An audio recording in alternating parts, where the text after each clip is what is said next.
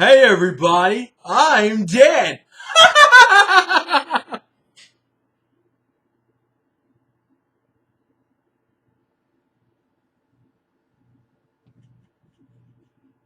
That was your brain on drugs. Intro start.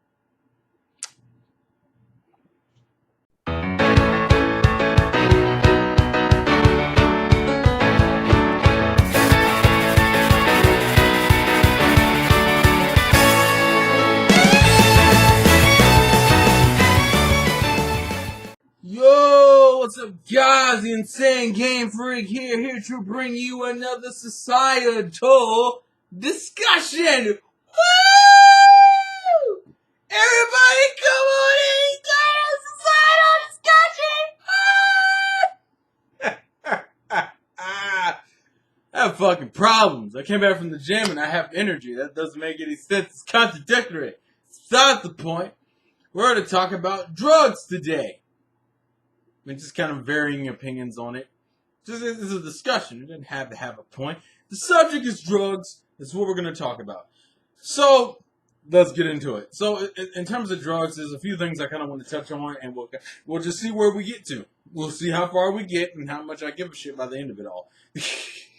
I am way too out of it today. I don't know what the fuck is going on. So, one of the first things I always find interesting is that we're always taught in school how bad drugs are. That's what we're taught in school. In school, it's always drugs are bad, okay? You know, don't do drugs. Drugs hurt you and kill you and stuff, okay? And the thing is that what people don't really mean to tell you is that it's not like drugs to me aren't as any more harmful as like other addictive things in life. Like it's not like you can't do weed or marijuana every once in a while and not still be fine. Like, to me, it's just as harmful as overeating or smoking or drinking. You know, you do the shit sparingly and it won't fuck you over. But if you do it consistently and all the fucking time, then it will fuck you over. But it's always been told to us that, you know, if you do it, you're screwed. And the problem is it creates this mindset to kids that like, oh, well, we shouldn't do it at all because we'll feel the nasty effects of alcohol and drugs and marijuana, crack, and all this other shit as soon as we do it. And some drugs you will, but not every drug will do that, especially if you're like the overly cautious about it and you do it the first time and you wake up and you're like, everything is fine. I mean, that's kind of how you become an alcoholic. And that's when, you know, the whole drunk driving and shit. You know, you don't drunk drive all the fucking time. What happens is you start drinking, and that's usually a result of peer pressure, but you start drinking, you get drunk, and then you drive home for the first time. Well, it's a gamble. You're like, should I take it? Should I not? And you're like, you take it the first time, and you know, that positive reinforcement of you making it home alive, it's like, huh, I don't see the big deal. And then you start doing it more consistently, and then eventually it catches you and bites you in the ass. The difference is when something bites you in the ass, when it's like on low tier level bullshit, it's not really a big deal. But something like drunk driving, when that bites you in the ass, it's either you're gonna have something broken or you're dead. Like it's like a 0 to 100 thing, right? Because you're going like 100 in like a 25 mile, a 25 mile per hour speed limit zone. So it's the same fucking thing. But going back to the whole drug addiction, because I mean alcohol kind of goes into it. It's always been a result of peer pressure. You know what makes it worse is that the people who are peer pressuring you into drinking, and which are probably the original cause for you having a drinking or a drug addiction in the first place, are people you probably don't fucking associate with anymore. Either for one or two reasons. Either you stopped and got clean, they stopped and they got clean, or they're dead. And that's what it's turned into. And it's primarily turned into that because of this over push for how bad it is without really explaining to you that it's not, that there are over the counter drugs that are just as dangerous that people use on a daily basis. Because see, human beings at our core, we have addictive personality. You know, we get addicted to shit all the time. It's not fucking hard. And you know, it's not. And what makes it worse is that going back to the peer pressure thing, I'm jumping all around today. Excuse me for that. The peer pressure thing is what pisses me off probably the most Because there's always that group of friends. Because the thing is that drinking and drugs are like social events. No one ever smokes crack consistently by themselves. It's a social event. That's why, because usually when you first start doing this type of shit, you're doing it with somebody else. And see, when you make it a social event, especially if all the people you associate yourself around with do the same shit, you're more inclined to do it and to keep doing it. And what makes it worse is that these individuals don't really mean shit to you. It's like that friend that you can only get along with when you're high, or even those friends that you can only get along with when you're having sex. Tells me that you two weren't compatible to begin with. The only thing that's making you compatible is that you have to be under some type of influence or some type of high to be fucking perfectly fine and shit. Drug addiction is on the same level as like something like obesity. The difference is that you don't really need most of these drugs to survive. It kind of gets into the whole over dependence on like basic Tylenols and aspirins and cough syrup and shit. At a certain point, sometimes you just have to wait that shit out. Sometimes it's like, man, I got a headache. You don't need to pop like fucking 2 or 3 volumes or a fucking Tylenol or an aspirin every time you get a headache. Because eventually you're just going to think that that's the only thing and you're going to eventually trick yourself into believing that's what's fixing the problem. It's like the whole misconception about, if you're drinking scotch and it burns, it means it's working. No, it isn't. It means it's fucking hurting you. The pain that people feel when they snort cocaine, that's not the high. That's you associating the high with the pain. So you'll get high regardless if you snort it. But snorting cocaine is literally like taking a whole bunch of small little shards and fucking up your fucking nostrils. Fucking up your entire nasal cavity. And people act like, oh, well, it's a part of the high. You associate the pain with the high. And that's not really what's going on. Granted, those are two separate things, and people associate them as the same thing. You get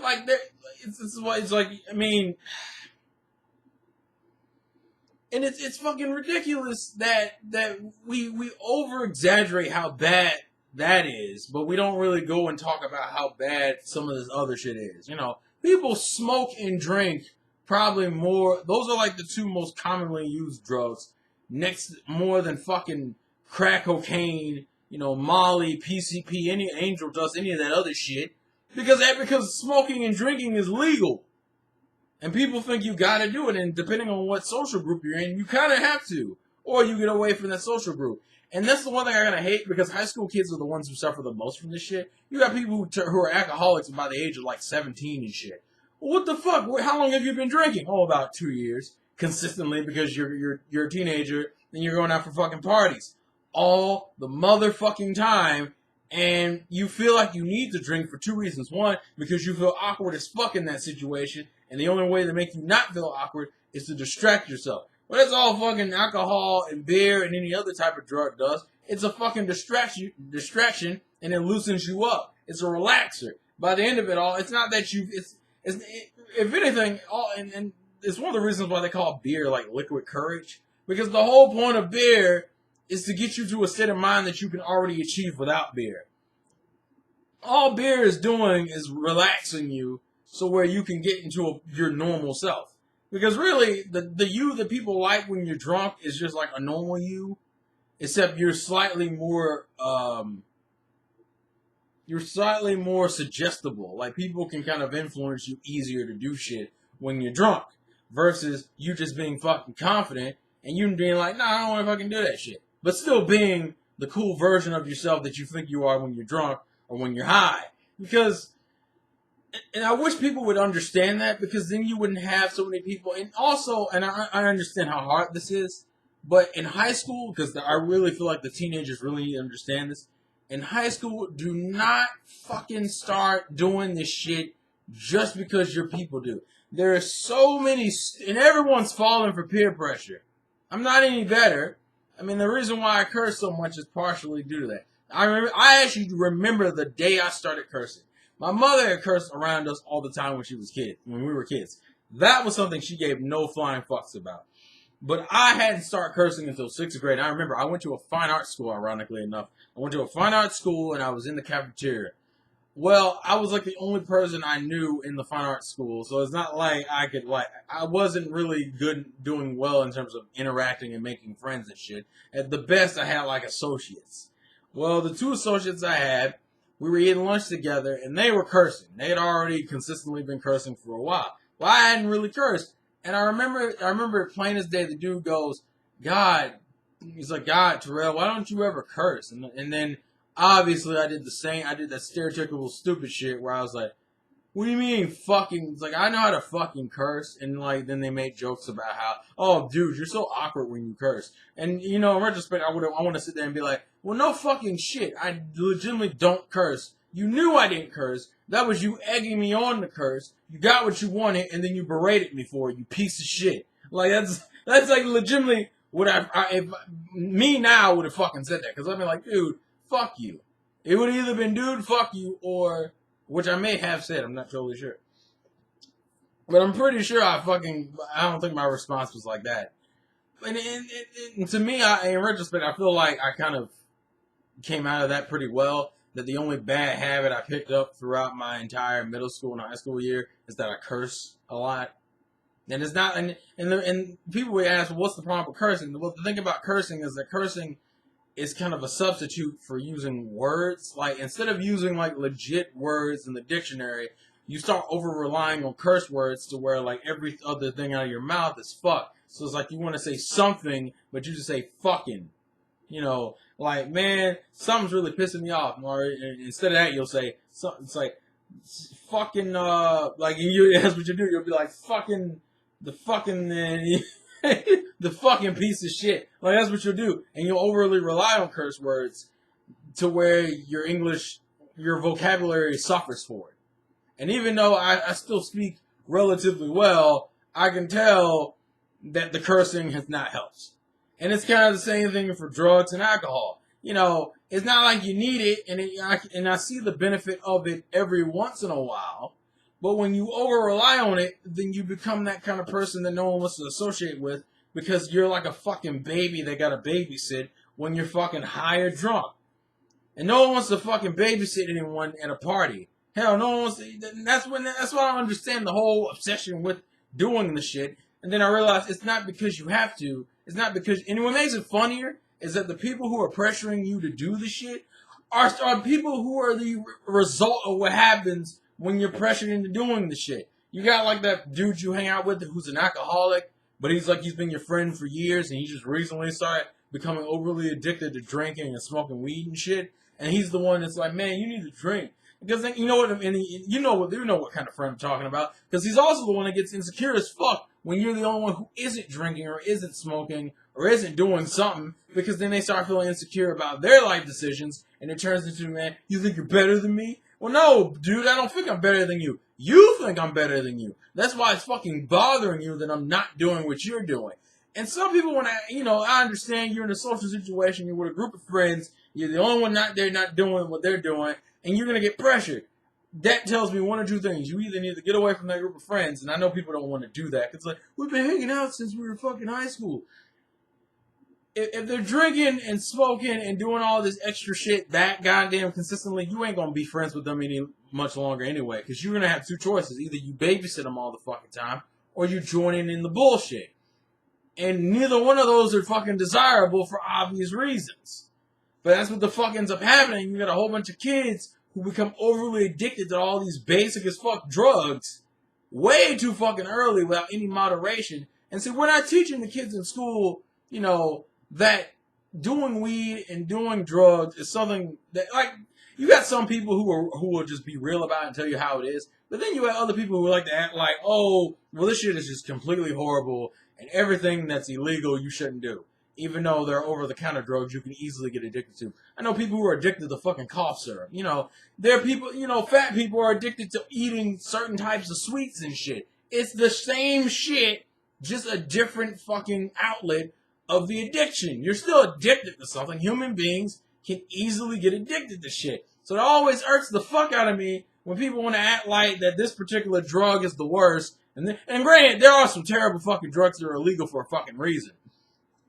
But my point is not that those drugs in themselves are completely are harmless. My point is, there is nothing. Those drugs have the same addictive qualities that the fucking syrup that you use in your Waffle House waffles have. You can get addicted to literally anything if it gives you a pleasurable feeling. And if it gives you a pleasurable enough feeling, you can even associate the pain to achieve that feeling as a good thing. It's the reason why, as I said, the reason why people tell you to drink scotch, where it legitimately burns you, but it gets you drunk quicker. Shit, that doesn't make the scotch good. It doesn't make the pain good. It means you're fucking up your throat with this bullshit just to achieve drunkenness that you can achieve easily with other fucking liquids. And granted, you shouldn't be trying to get drunk. And that's because humans, we feel we have to cope. Is, as I said, everybody copes with shit in their life differently. Drugs is how a lot of people fucking do it, whether it's over the counter or illegal. And other people do it in different ways. Some people do it with masturbation. Some people do it with video games. Some people fucking do it with hanging out with people all the time because they need a fucking distraction. Some people do it by going to goddamn church. We all cope with the bullshit in life differently. It's just that some ways are more likely to kill you than others. Drugs being one of the most likely things to kill you. And to me, it's not fucking worth that. Because there are a fuck ton of other problems that I have in life that I don't fucking need to add on. Oh yeah, I'm killing my body also casually. It's like, so what? My way of coping with the bullshit in my life that's stressing me out and pissing me off is to physically harm myself under the guise of achieving a high, which is pretty much a numbness feeling. A feeling of soul numbness and lose the ability to fucking care that I don't realize that I'm hurting myself. Well, that's essentially like numbing your arm and then cutting yourself. It's the same. You're fucking still hurting yourself. You just don't fucking feel it. Well, and granted, some people cut themselves just as an ease and a release.